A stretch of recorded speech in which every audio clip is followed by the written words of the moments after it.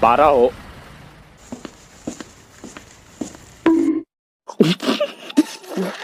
Sige, tawa. Sasapukin kita.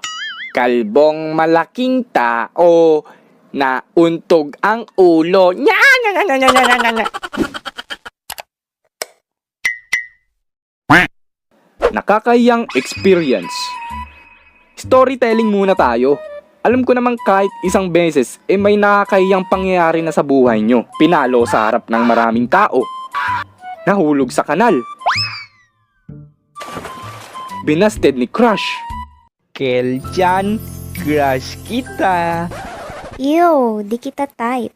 Ew, di kita type. Ew, di kita type. Binalewala niya ako dahil sa'yo. At marami pang iba.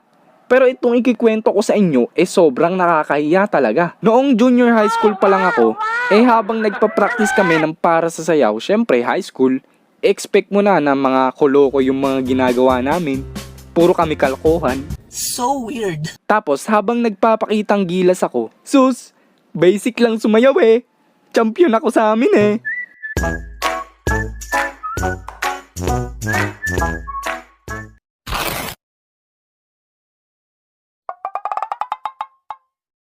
Boom!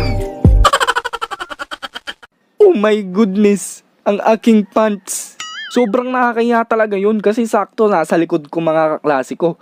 Tapos rekta po ako sa room namin. At dali-daling kinuha yung hoodie ko at tinali sa bewang ko. Problem solved. Pero di pa doon natatapos ang lahat dahil after ilang araw, pagpasok ko sa school,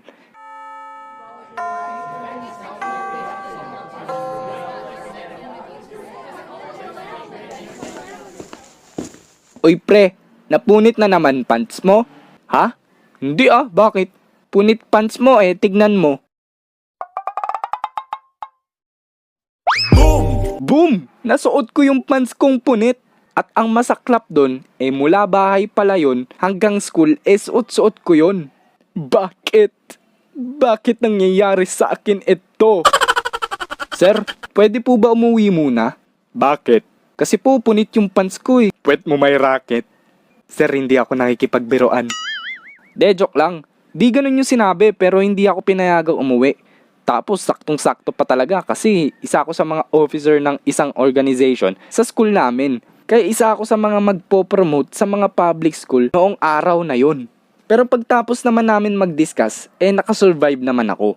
Pero nakakahiya yun pre. Anong kailangan kong gawin? Kayo ba? Anong nakakayang experience ang meron kayo? Nabutas din ba pants nyo? Shoutout na tayo! Oy!